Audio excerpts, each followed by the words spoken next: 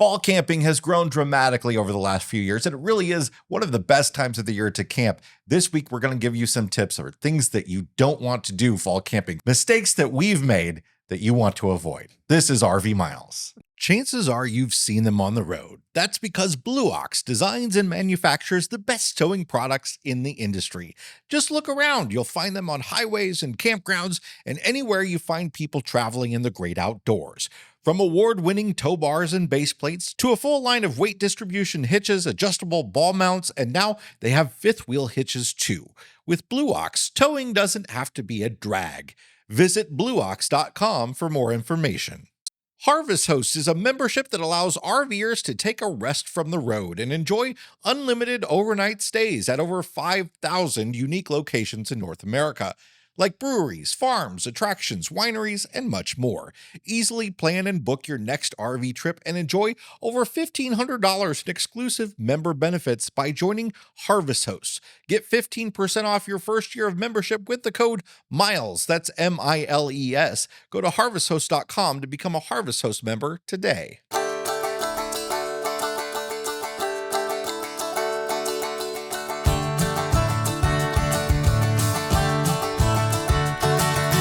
Welcome to episode number 376 of RV Miles. I'm Jason. And I'm Abby. And we are two RVers who, along with our three boys, Jack, Ethan, and Henry, have been crisscrossing North America on one epic road trip since 2016. Here at RV Miles, we talk all things RV and outdoors, from industry news, an intro that took at least 10 minutes for us to get right, and so much more. That was a rough one. This was a rough one. What you don't see behind the scenes is how often we get tripped up on our words when we're trying to do that opening. And if you become a mile marker member, you're going to get to see that firsthand, because we are, for whatever wild reason, we have decided that once a month we're going to open up this weird world of podcasting that we do and go live for mile marker members to watch us do this. And they would have been able to watch how we're just laughing almost uncontrollably because we just couldn't get words out. What did you say? Don't? It was like, we just couldn't get words out of our mouths, which is probably why it's a good thing it's Labor Day weekend.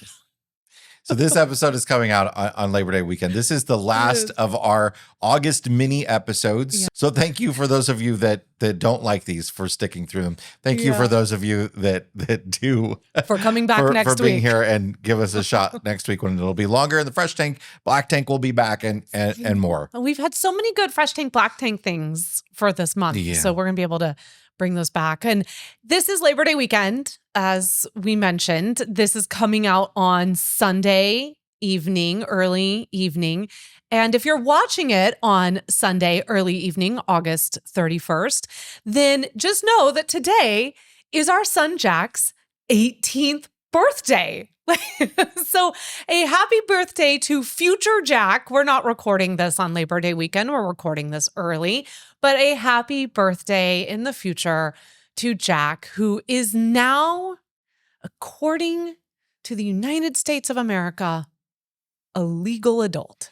But according to his mom and dad, still that sweet little baby that we know and love. Yeah, it's a wild, wild thing. It's the wild west of having an adult in having an 18-year-old in college. We feel like we're just like learning how to parent still. I don't know. Well, it's because I say you never, because someone said this to me. I did not create this, but that you never stop being a first-time parent to your firstborn child. Yeah, everything you do with them is new. Yeah, which is why the firstborn often is so resentful of the third one, because the third one is just running wild, doing whatever they want, like staying up late all the time. They're getting all the perks years in advance to the first one. The first one has to go through and has to kind of suffer through new parenting. The hour-long bedtime routine and his bedtime routine used to be the sweetest.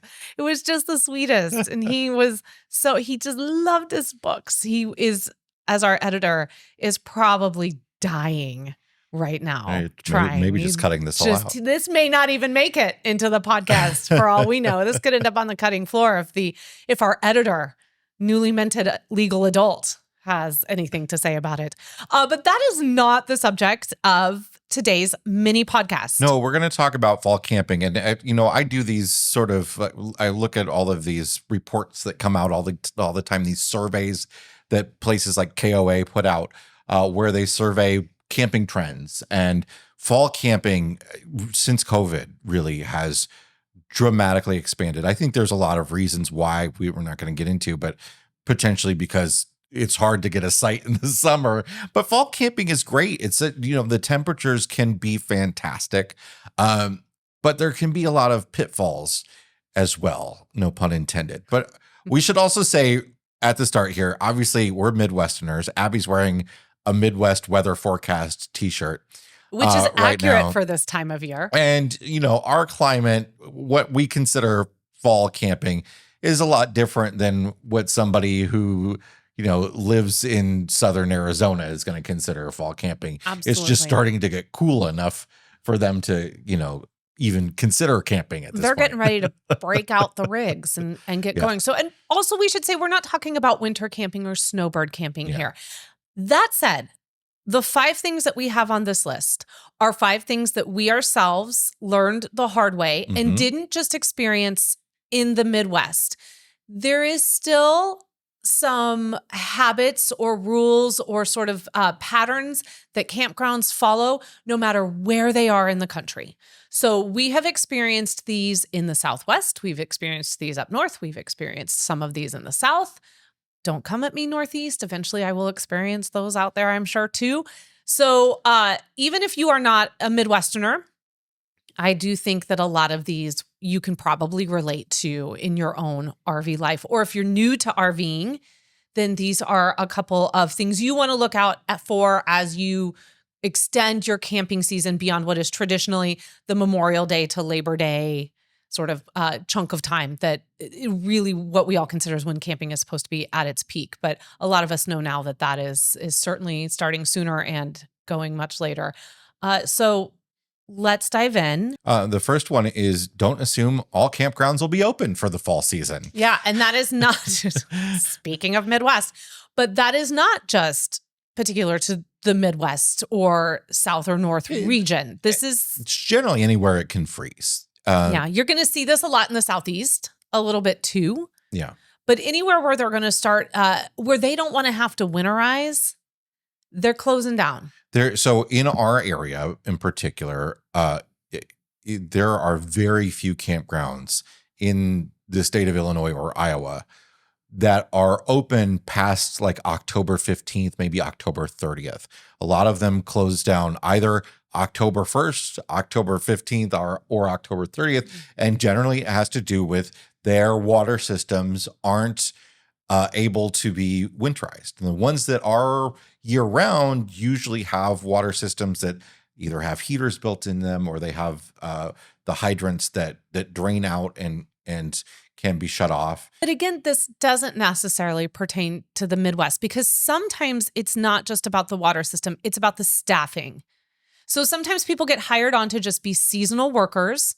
And then when the season ends with those workers, you don't have anyone to staff that campground. So it has to close. And also, it's like, I think in the world of public campgrounds, campgrounds run by the states, the cities, the federal government, they're slow to react to trends, obviously, right? Mm-hmm. So more and more people camping in the fall, maybe 5 years ago, they just didn't have enough people coming to be open. It did make sense, and they haven't made those changes. Maybe legislation is even required to make changes to extend the camping season and open some of the state parks, campgrounds a little bit longer. So don't assume that you're going to be able to sort of travel wherever you want to go. Make sure you check to see if the places that you plan to go to, you're going to be able to camp at in the fall. If you're going to be able to peep those leaves, you got to just, check with the campground. Also, the flip side to that is don't assume, so this is the second one here. So don't assume that campgrounds are going to be empty now that it's post Labor Day. I think you might find a decrease a little bit during the week, but you are still going to find a lot of people trying to squeeze out as much of that weekend time as they can. At some of the private campgrounds in particular, Halloween has become a really big thing. Money And it's not maker. just Halloween weekend. It might be the weekend before and the weekend after, or whatever it might be. They really do have sort of big events around. So sometimes it's really hard to get into some of those private parks. Yeah. I mean, those hay rides aren't going to, ride themselves, Jason. And along the same lines as what we were talking about with sort of state and federal parks, a lot of those parks will stop the reservation system at a certain date. So maybe they're not shutting down at a certain date, but they've stopped the reservation system. So now at X date, it's become first come, first served. Yeah. And sometimes that means that, there's not enough people coming here for the reservation system to make sense. You can get a site whenever you want to. That's the idea behind it. Like, it's just no longer required to have a reservation system because we're not that busy. But when the government doesn't keep up with the times, sometimes that means that they're just overrun during that time and it's hard to get a site, and people are coming on Monday to get the site that they're going to use over the weekend and just dropping their rig off and leaving it there. So it may not be that quiet sort of, it's, shoulder season experience you're wanting, depending on where you are in the country. More in a moment, but first, this episode is sponsored by the folks at RV Life. The RV lifestyle is about community, and the RV community is at the heart of RV Life. RV Life recently celebrated the 1 millionth trip planned with RV Life Trip Wizard, their excellent trip planning tool for RVers, featuring all the trusted reviews, pictures, and tips from their RV Life campground site. RV Life also features several blog sites and over 20 additional RVing forums to serve the community. All this experience and community feedback come together to help create a fantastic RV trip planner and mobile navigation tool collectively called RV Life Pro. RV Life has marked a milestone of over 3 billion miles traveled using RV Life Pro with a B, counting both the planned RV trips and ad hoc navigation with the included RV Safe mobile app. Take 25% off RV Life Pro at the link in the description for this episode.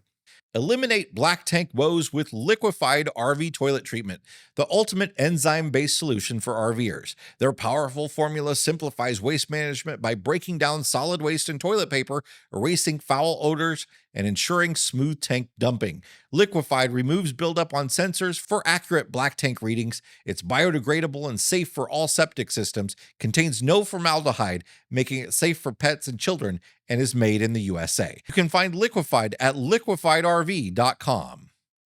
Tip number 3, this is really going to pertain to mostly private campgrounds, although this is if you find yourself at a state, federal, or county, city, and they've got some of this, it's probably going to pertain to them too. But don't assume that just because they have these listed amenities on their website, that they're going to keep those amenities open. So there is kind of this trend, even in locations where the weather isn't really a factor and they could still have these amenities open. And I'm talking pool or hot tub, or, maybe they've got a mini golf or even a camp store, or if you've got camp hosts on site or there's somebody at the gate, those things can just completely not be there. Yeah, when you get there. You could be with no warning. It could be a campground in like Georgia, and they might not have the pool open after the end of August. Yeah, and this is something that we've talked a little bit about, and we understand like there's a lot of maintenance that goes into having a pool open or a hot tub. It's not just, it's open for the season, yay. There's a lot of care and a lot of maintenance that requires that. And sometimes it's like student lifeguards and stuff like that too, that go back to college. But where I was kind of going the long way around the bend with this one is that I really feel strongly that the price you charge me, it should reflect it. Absolutely. Should reflect that you no longer have those amenities. Yeah. I think to tell me that I'm still paying $120 every night or $85 or $90, whatever it is, regardless of season, list all your amenities that you have available.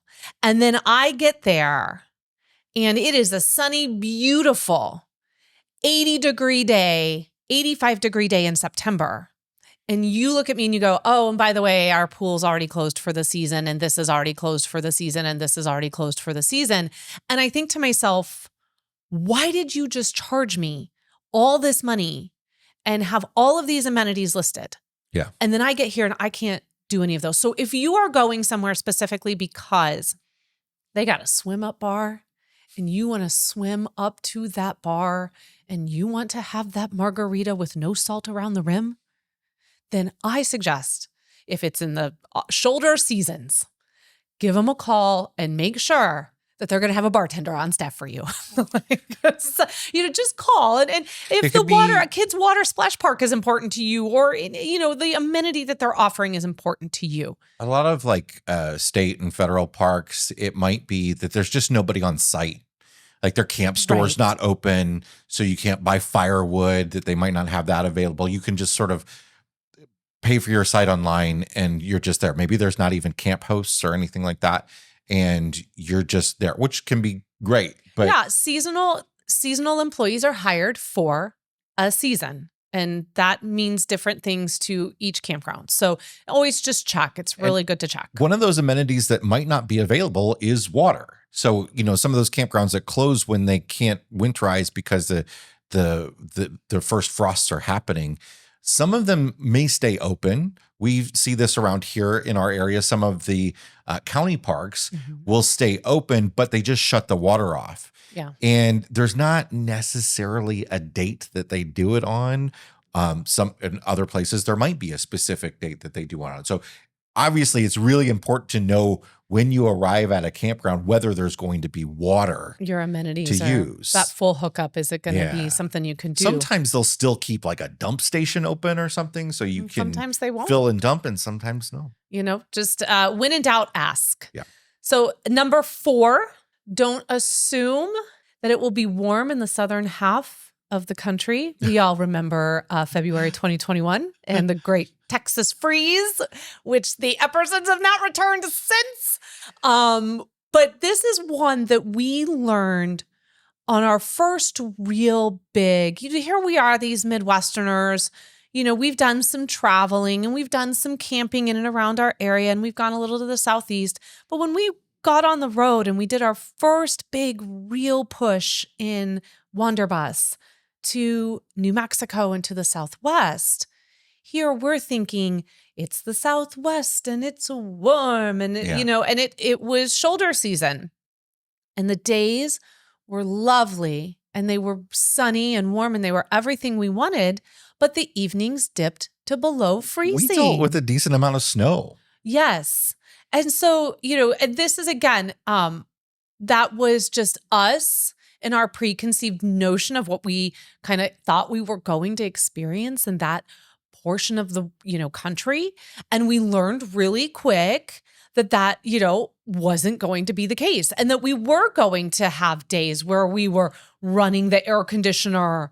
Well, if we had one, but in the bus, but it would be air conditioner during the day, heating at night, because the temperatures they vary so much. So you need to kind of just recognize that just because it says words south or west, there's a lot of elevation differences. The only places that are really, truly warm throughout the year are Southern California, Florida, and Southern Arizona. And even those places, as my sister-in-law has shown us, sometimes they got to break out the winter gear when it gets to 54. Yeah. So, just be prepared to know that. We would still be in shorts here, but.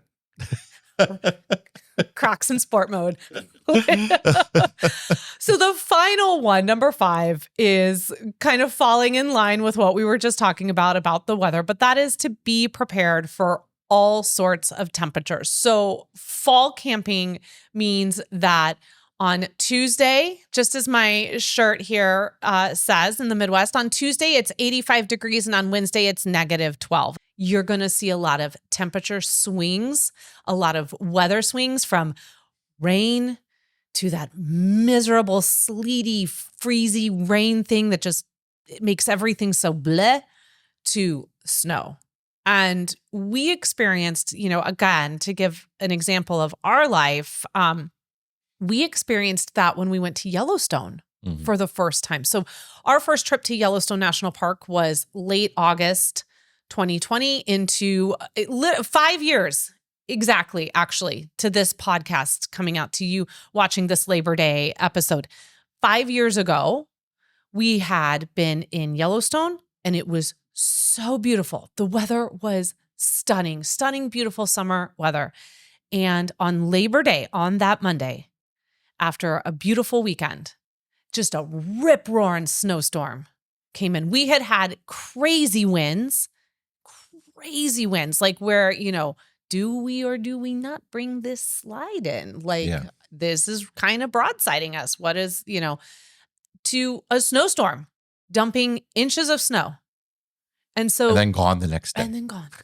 So it's clothing, obviously. So it's all the different jackets, all the different shoes, all the different pants and shorts and long sleeves and short sleeves and sweaters. And you just being prepared. Layers, obviously layers help so that you can, as the day goes on, shed them or add them.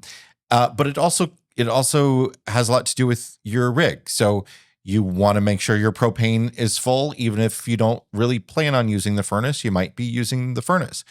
You want to make sure you're prepared to winterize if it gets bad enough that you're going to have to winterize, because that's very, very possible that it could get that bad. You're going to want to make sure that you know what to do when it's going to drop just below freezing temperatures. You don't necessarily have to totally winterize in that case, but that you're prepared to sort of fill your water tank, unhook the hose, unless you have a heated hose, and empty out your sewer hose, make sure there's no water sitting in that, so that stuff doesn't freeze up and then you've got a solid ice plug, whatever, that takes forever to melt. That sort of stuff you need to sort of plan for it potentially happening. Yeah. And another really good example of that is when we hosted the High Desert Hangout back in May. It's not necessarily fall camping, but here we are again. And spring is not that different from fall. It's just less leaf peeping and more leaves flower peeping out. And we had, as everyone arrived, we had said, hey, learn from us, play it safe, unhook your water every night, because it wasn't that in this particular area, and we were just outside of Park City, it wasn't necessarily that the temperatures were dipping so below freezing. They were hovering right around freezing, sometimes slightly above. But the moisture level throughout the night and the amount of dew that you would see the next morning on the grass was such that everything was freezing in that climate. And so we were waking up, even with the temperatures only getting down to maybe 34, 35. And I'm talking not hitting until like 5 a.m. That's really when it hits, and then it starts to go back up. We came out our first night the next morning, and the hose was frozen. Yeah. And we were looking at each other and we're like, we checked this last night. Yeah. We should have learned by now over the years that you can't necessarily trust what the low is going to be either, because the low could be going significantly lower than you think. That happened to us a lot in Breckenridge, where it said the low was going to be like 36 and it would end up being 30. But hey, we're human too. And we're always still, even after 9 years, we're still learning or still remembering, we're still figuring out there's parts of the country we've yet to even roll up into an RV, or certain times of year in certain parts of the country. And, I think that's good. It's good for us. It's good for us. Yeah, it keeps us on our toes and, doesn't make it, what do they say? When you assume, you make out of you and me. You'll learn, when you need to, use which heat. Like we have an electric fireplace in the rig, and we did in our last Sabre as well. A lot of people carry space heaters or what have you. But the problem is, if you're not using your propane furnace, it's not heating your underbelly if you have a heated underbelly. So if we heat our underbelly, we've got the propane furnace going, we can get down to the low 20s without winterizing. We're going to unhook the water. We're going to be running off our tank, but we can get down to the low 20s. And below that, we're going to want to winterize. Yeah. And you can still camp if you're winterized. You can still even use the toilet. You're just going to want to follow stuff down with some some RV antifreeze. But we're also just not, for us, our comfort level too, is that we don't particularly like to use space heaters at night when we're sleeping. So we will use our fireplace because it's on its own breaker, but we will not use space heaters. Yeah, when they can sleeping. get knocked over. People can drop stuff on them. It's just, we just want them to be, especially with kids, we want them to be monitored if we're going to be using them. Too many news stories. Yeah. Just too many news stories for me to justify using one. So those are our 5. We could have probably, kept going with things that we have learned over the years and mistakes that we have made in fall camping. We could have kept going, but we felt like these were kind of the 5 that are a little bit more universal. But of course, we would love to keep this list growing. So if you want to share with us something that you would have added to this list, like we say every week, just leave it down in the description. If you're watching this on YouTube, come over to the RV Miles Facebook group, share it over there. Email it to Jason and I if you only want to tell Jason and I. We love reading your emails. But yeah, this is it. The August minis are over. We're back next week. Full episode. So gear up, people. Get ready. Jason has so much to talk to you about. That's it for this week's episode of the RV Miles podcast. Yes, it is. Thank you so much for joining us. We hope that as you're listening to this, you are having a wonderful Labor Day weekend, or that you have just come off of a lovely time, a little relaxing time. We hope that you're enjoying the RV season as we roll until the fall. And until then, friends, stay safe. Get out there and peep some leaves. Go on a hayride and keep logging those RV miles. Bye, everybody. Bye.